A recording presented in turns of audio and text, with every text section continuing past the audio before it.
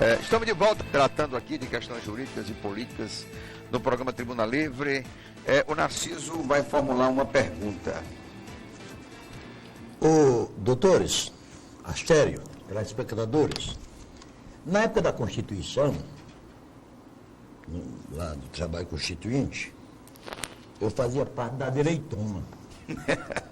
Não era do centro? A direitona. E Osmir da esquerdona. Mas é uma direita assim mesmo. Osmir da esquerdona. Mas mesmo assim, eu não votei nesse artigo. Ninguém será considerado culpado até o trânsito em julgado da ação penal condenatória. Artigo 5º, inciso 57. Você votou contra? Votei. Eu achava que, devido à morosidade da nossa própria justiça, ficava difícil a punição de um medalhão. Era difícil. Constituía uma boa banca de advogado e proletava as decisões. Mas foi um voto vencido. Está aqui posto na Constituição. Então não adianta eu ter votado contra e eu não gostar, mas nós temos que obedecê-la, que está posta na Constituição. Nos Estados Unidos, a prisão na cidade de Bertone, em primeira instância, que a Constituição dele permite que assim seja. Em compensação, e ninguém nunca debate isso, eu sou Astério, a esquerdona, Osmir na frente, pilotão de frente. Pilotão de frente. Agora, pobre, rico não vai ser preso, o banco não vai ser preso. Mas só vai ser preso pobre, preto e prostituta. Aí, em compensação, em contrapartida da aprovação daquele artigo, também como causa pétrea da Constituição, foi aprovado. No mesmo artigo 15, parágrafo 74. O Estado prestará assistência jurídica e integral e gratuita aos que não tiverem condições financeiras. Então, quer dizer, ótimo, o rico paga a justiça para ter justiça. E o Estado paga a justiça para o pobre. Só que o Estado brasileiro deixa nas suas masmorras depositado mais de 400 mil dos 700 mil presos do Brasil. Aí eu pergunto, o Estado não pode ser responsabilizado pela forma desumana com que mantém os escarcerados do Brasil? Você tocou um ponto muito interessante e eu quero agradecer a oportunidade de comentar sobre isso. Nós temos supercarceramento no Brasil? Sim ou não? Sim. Em tese, sim. 700 mil, sim. Não sei. Temos, sim. Acabaste de falar que sim. Sim. Acabaste de falar que sim. Mas em função exatamente da população, né? Pois é. Não, 700 mil é em qualquer condição. Qual é a voz que nós escutamos no senso comum? É que a polícia prende e a justiça solta, né?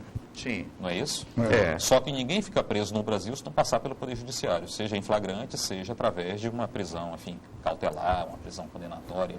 Você imagina se o Poder Judiciário deixasse preso todo mundo que foi ali flagranteado pela polícia?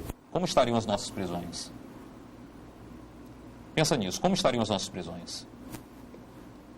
Por que eu estou falando isso? Porque cada situação, ela precisa ser analisada para você identificar se é ou não caso de prisão. Isso. Às vezes você pega um assaltante perigoso, alguém tem antecedentes, dependendo, claro, do caso, você deixa essa pessoa segregada, presa. Olha, não dá, se eu soltar aqui, ele vai cometer de novo um delito. Mas muitas vezes você pega um rapaz, como eu peguei num plantão meu, que furtou um panetone. Furtou um panetone. Eu vou deixar preso? A pessoa que furtou um panetone? Claro que não. Claro que não. Mas muitas vezes o que se passa é uma leniência da justiça de soltar todo mundo. E isso não é verdade. E ainda mais, doutor, permita-me. Sim. Eu noto hoje, é o clamor social que pede punição pena de morte. de qualquer maneira. Eu ouço hoje críticas à audiência de custódia, que eu acho uma das melhores coisas criadas pela justiça brasileira. O Bolsonaro sofre aí nesse clamor. Uma das melhores coisas criadas pela justiça brasileira. Só um reparo, não foi criada a audiência de apresentação ou de custódia pelo Poder Judiciário. é uma criação legislativa. É legislativo. Ela foi criada em instrumentos internacionais que foram chancelados pelo Estado brasileiro e, a partir de certo momento, foi a OAB que provocou isso. Quem foi que provocou? Foi a OAB, não? São Paulo? Mas foi a ministra do Supremo que implantou. Foi o ministro Ricardo Lewandowski. Mas teve uma provocação, se eu não me engano, foi da OAB. Eu não lembro qual foi a entidade. Mas houve uma provocação dizendo, olha, o Estado brasileiro está descumprindo uma norma internacional a qual ele aderiu, que determina a audiência de custódia. Então, não é uma criação...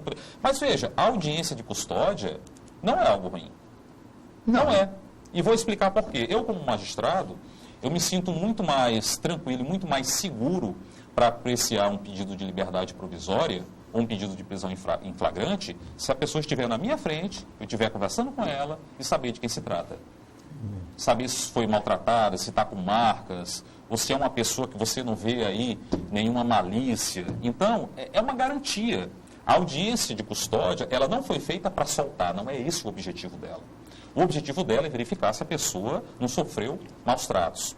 Porque mesmo antes da audiência de custódia, e isso, Vinícius, as pessoas não sabem, mesmo antes da audiência de custódia, quando alguém era preso em flagrante, o juiz já tinha a obrigação de verificar, de analisar se aquela pessoa deveria ser presa ou solta. Não é isso? Não é isso? Olha, em primeiro lugar, que é muito salutar, né? O que a audiência de custódia determina? Que aquela pessoa que foi presa em flagrante seja apresentada num prazo exíguo, alguns até falam 24, 48 horas, mas num prazo exíguo, à autoridade judicial.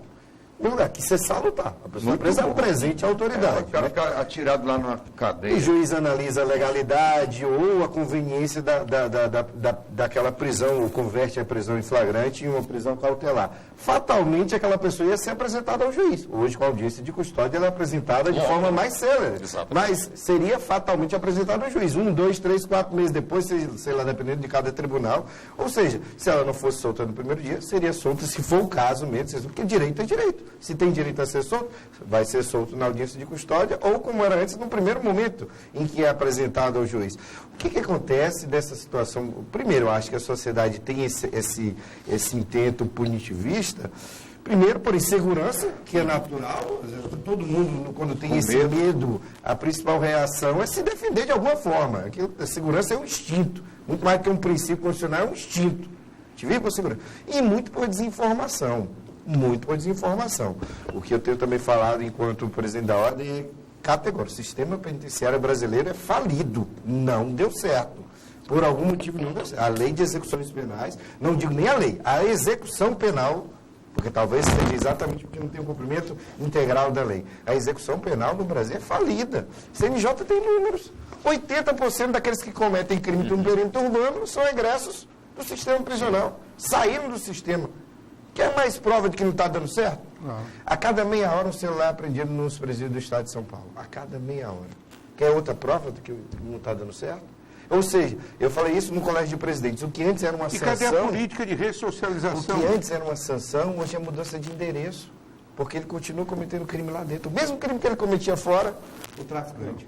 Mesmo crime que ele cometeu, com as exceções do regime disciplinar diferenciado, aquelas coisas, mas o mesmo crime que o dono da bocada cometia fora, ele comete lá dentro. E fora ele estava preocupado com a polícia, e lá dentro protegido pela polícia. Ele é protegido, é um espaço público que nós perdemos hoje, a verdade é essa, é um espaço público caríssimo que eu acho que os dois... criminalidade. Voltamos já.